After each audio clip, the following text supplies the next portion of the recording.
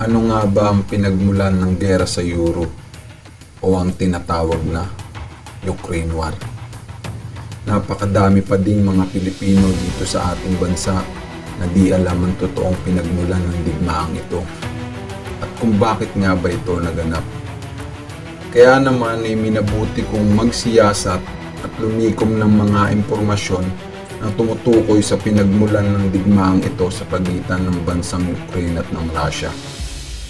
Mahalaga sa ating mga Pilipino na magkaroon ng kaalaman ukol sa mga pangyayaring ito sapagkat dahil nga sa nangyayaring hidwaan ngayon sa West Philippine Sea ay maaari din tayong mauwi sa gera gaya ng nangyayari ngayon sa Ukraine o baka mas malala pa.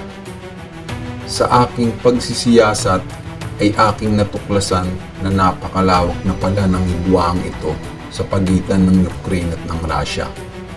Nagsimula nga ito noong 2014 nang nagkaroon ng revolusyon o people power sa bansang Ukraine. Ito ang naging dahilan upang bumaba sa pwesto ang noon nga'y presidente ng Ukraine na si Viktor Yanukovych. Ang presidenteng ito ay masyadong malapit at kaalyado ng bansang Russia, kaya naman pilit na gumawa ng paraan ang mga bansang kalaban ng Russia, kabilang na dito ang bansang Amerika, upang mapaalis sa pwesto ang nasabing noon nga'y presidente ng Ukraine. Bilang ganti ay agadang sinakop ng Russia ang parte ng Ukraine na tinatawag na Crimea. Ang Crimea ay isang napaka-importanteng lugar sa Ukraine, lalo na sa Russia, sapagkat dito nakatayo ang isa sa pinakamalaking naval base ng Russia sa karagatan ng Black Sea. Ito ang Black Sea Fleet. Kaya naman ay walang pakundangang ipinadala ng Russia ang mga kasundaluhan nito sa Crimea upang agad na mahawakan ang lugar na ito.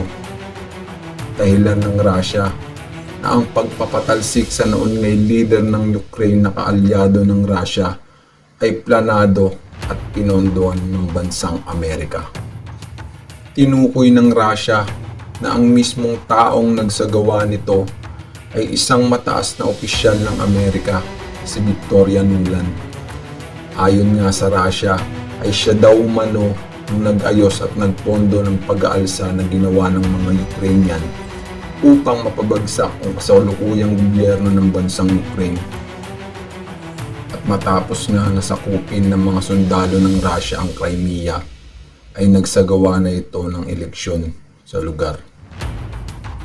Isa itong botohan na kung papayag bang umanib o makiisa ang Crimea sa bansang Russia.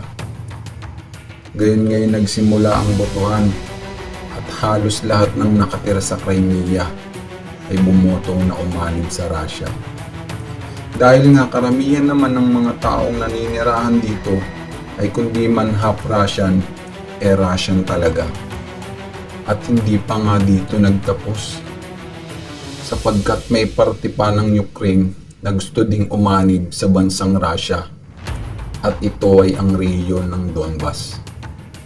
Ngunit hindi na ito pinayagan ng mga lider ng Europa at nakipagkasundo ito sa Russia kasama ng bagong lider ng Ukraine na hindi sasakupin ng Russia ang Donbas at mananatili itong parte ng bansang Ukraine.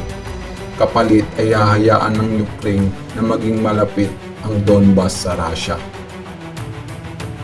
At ang kasunduang ito ay tinawag na Minsk Agreement. Makalipas ang ilang taon ay hindi tumupad ang Ukraine sa napagkasunduan dahil iginigit ng Ukraine na sila ang may karapatan sa Donbas at hindi ang Russia. At nakipagdigma na nga ito sa mga taong naninirahan sa Donbas. Ayon kay Putin ay walang awang binobomba ng Ukraine ang mga naninirahan dito sa loob ng maraming taon. At sa kabilang banda naman ay suportado naman ng bansang Russia ang mga taong handang lumaban sa kasalukuyang gobyerno ng Ukraine. Ilang taon na nga ang lumipas at palakas ang impluwensya ng bansang Amerika sa Ukraine.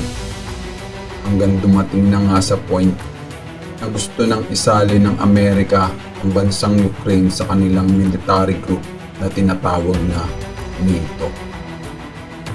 Ang NATO ay isang grupong militar sa Europa na nagkaisa upang depensahan ang kanilang sarili laban sa bansang Russia o noon nga'y Soviet Union. At ito ay pinamumunuan ng bansang Amerika. Lantaran na nga na sinabi ng Amerika na papayagan na nitong sumali ang bansang Ukraine sa NATO. At dito na nga lumala ang lahat. Nagbanta na nga si Putin na aatakihin niya ang Ukraine kapag pinagpatuloy ng Amerika na isali ang Ukraine sa grupong NATO. Iginiit ni Putin na ang pagsali ng Ukraine sa NATO ay maaari daw umanong pagsimula ng ikatlong digmaan sa Europe. Sapagkat kung ang Ukraine ay mapapasailalim sa grupong NATO, ay maaari itong pagtayuan ng mga base militar ng Amerika at lagyan ng mga makabagong missile at mga teknolohiyang panggera ng NATO. Ayon kay Putin, isa ito sa pinakamalaking banta sa seguridad ng Russia at kung kaya na may hindi sila papayag na ito ay maganap. Ganon pa man ay pilit na iginiit pa rin ng Amerika at ng NATO na ang Ukraine ay isang malayang bansa na may karapatang piliin o tahakin ng anumang bagay na makabubuti at maaaring makatulong sa kanilang ekonomiya at sa pagpapalakas na rin ng kanilang mga kasundaluhan. Hindi nga nagpatinag ang Amerika at sa halip na umatras ito sa kanilang plano ay binantaan pa nila ang Russia na sa oras na atakihin nila ang bansang Ukraine ay susuportahan at ibibigay ng Amerika kasama ng NATO ang lahat ng kailangan ng Ukraine, mapaarmas man o kapital, may paglaban lang nito ang kanilang kalayaan laban sa Russia. Bukod pa nga roon, ay binantaan din ng kasalukuyang Pangulo ng Amerika na si President Joe Biden, si President Putin na papatawan niya ang bansang Russia ng isang damakmak na sanksyon na maaaring maging dahilan ng pagkasira ng ekonomiya ng bansang ito. At pati na rin ang mga taong kasama sa binabalak na pagsalakay sa Ukraine. Ngunit ganun pa man, ay pinagpatuloy pa rin ni Putin ang kanyang banta. At nagkaroon pa nga ito ng mga bagong dahilan upang mas ipagpatuloy pa ang pag-atake sa bansang Ukraine. Ayon kay Putin, ang gobyerno na pinamumunuan ng kasalukuyang presidente ng Ukraine na si Volodymyr Zelensky ay isang kasapi umano ng grupong neo-Nazi. Ito ay nanggaling sa dating gobyerno ng Germany na pinamumunuan ni Adolf Hitler noong panahon ng World War II. Sa pamumuno ni Hitler ay nilusob ng mga Nazi army ang bansang Russia na noon nga ay Soviet Union pa. At naging resulta nga ito ng pagkamatay ng napakaraming Russian. Ayon kay Putin, nagsasagawa din daw umano si Zelensky ng ethnic cleansing sa Ukraine o ang pag-aalis ng mga kasaysayan ng Russia at ng noon nga'y Soviet Union sa Ukraine, pati na rin ang pagbabawal sa pagtuturo o pagsasalita ng Russian language sa nasabing bansa. Dahil nga sa mga hinaing ito ni Putin ay hindi napigilan. At noong February 24, 2022 ay tuluyan ng inatake ng Russia ang Ukraine. At dito na nga nagsimula ang tinawag ni Putin na military operation o ang Ukraine War.